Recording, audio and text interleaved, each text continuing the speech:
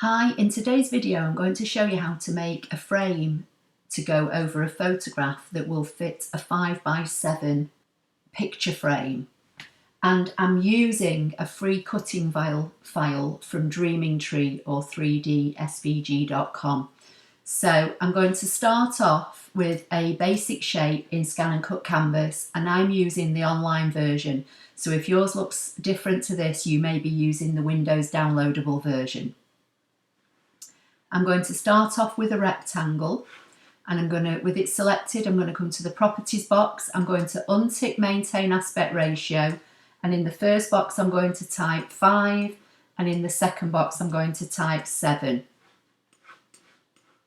Now I'm going to use the D key on my keyboard to create a duplicate rectangle, and with this rectangle selected, I'm going to make this one 3 by 5. I'm going to select both. I'm going to come to edit, down to align center, and then edit, align middle. With them both still selected, I'm going to go edit, subtract, and that's made a frame. I'm just going to colour this in the hope that you may be able to see it better on the screen. You don't have to do this. Now, with the frame selected, I'm going to come to edit, to the offset icon.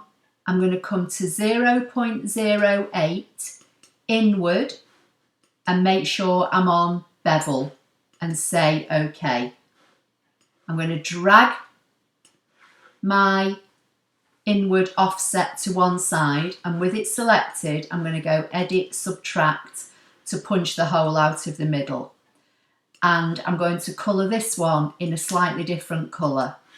And then I'm going to position it on top. Select both, close the properties box down. I'm going to go to edit center and edit middle. And then I'm just going to zoom in, and hopefully you should be able to see that the lighter green sits on top of the dark green, and we've got a tiny little green border all the way around, both the outside and the inside.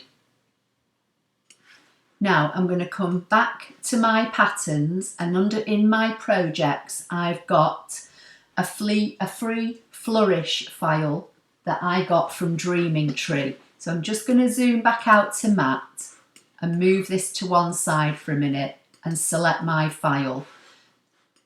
The file is in two parts because this sits on top of this so you can see the colour through.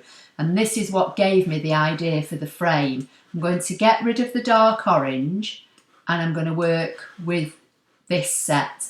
Now I'm going to right click. There's no ungroup option, so I'm going to use divide, and that should break up the three elements. So now I can select these two that I don't want, and I can work with this one. Just going to bring the frame back in. I'm going to shrink this down by eye, and I'm going to rotate it. I'm just going to zoom in, and I'm going to position this frame. I'm just going to make it a bit smaller. I'm going to position this Flourish over this corner, and this Flourish is on top of the pale green, and the dark green is behind the pale green. So I hope that makes sense. So with the Flourish selected, I'm going to hold down the Shift key on my keyboard, and I'm going to select the pale green. So I've just got these two elements selected. I'm going to go to edit and subtract, and that should punch that Flourish out of this top pale green, and if you can see, it has done. So when it's lined up now back on top, you can see the dark green underneath, and it just gives a little bit of interest.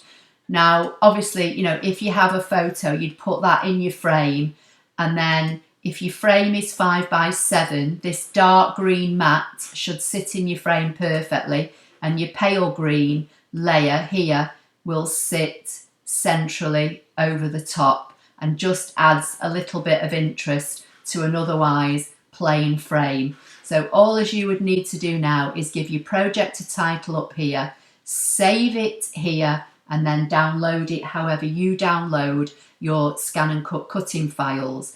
What I would do, I would separate the two layers before I downloaded it, and then you can cut your layers in whatever colour you want.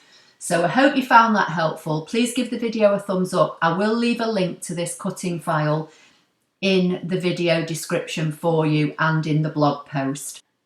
And I'll see you in the next video. Thank you.